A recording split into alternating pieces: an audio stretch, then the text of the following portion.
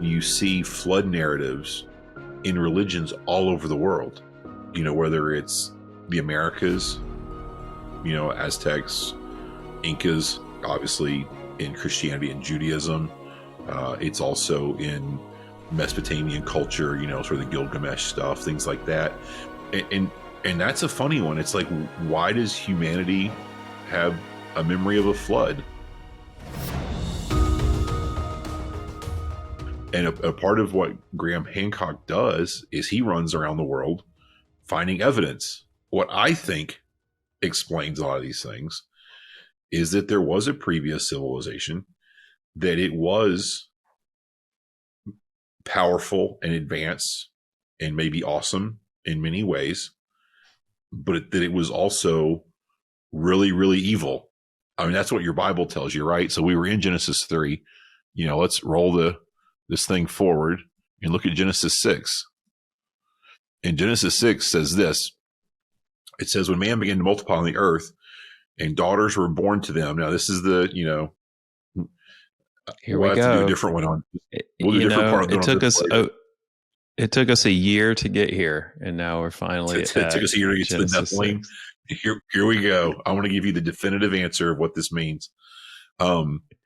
It says, when mankind began to multiply on the earth and daughters were born to them, the sons of God saw the daughters of mankind were beautiful, and they took any they chose as wives for themselves.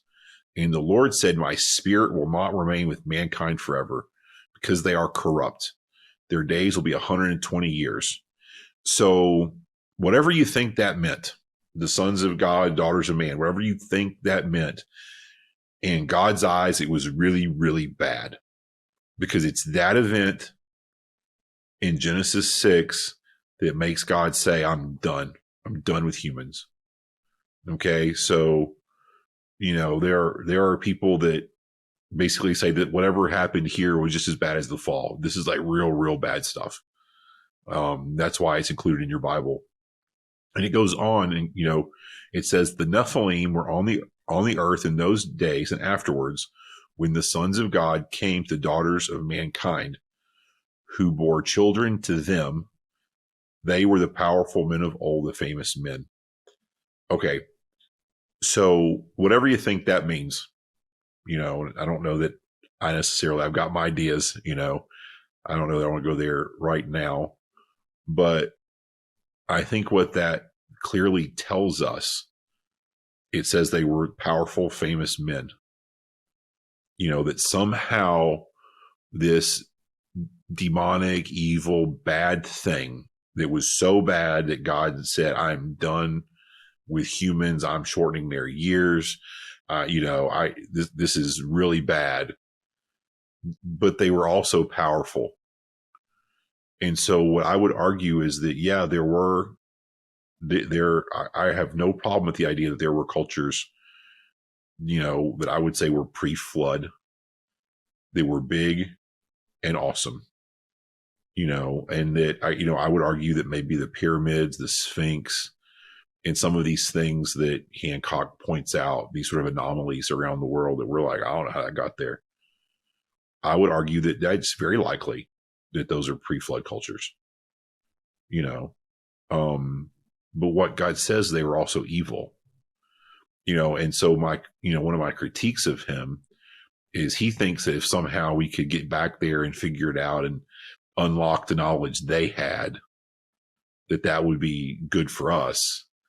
And I'm like, no, we don't want to pursue anything about these people. Just to double down on the wickedness of people at this time. I mean, listen to what God says. It says, when the Lord saw that man's wickedness was widespread on the earth, and that every scheme his mind thought of was nothing but evil all the time. So these people had reached a level of degeneracy and evil. And while they may have soared to technological heights and done amazing things, it says nothing but evil all the time. They're just real, real bad.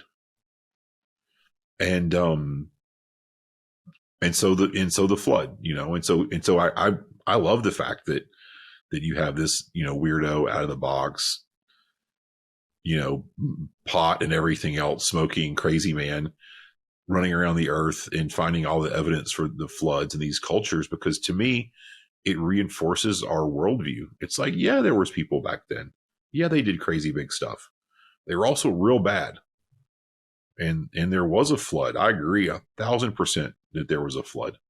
Thanks for watching this video. If you enjoyed it, click like and subscribe. It really helps us. And if you really enjoyed it, go on over to our website, thelandinthebible.com, and become a supporter. It helps us generate more content and gives you access to our full library of video and Bible study content.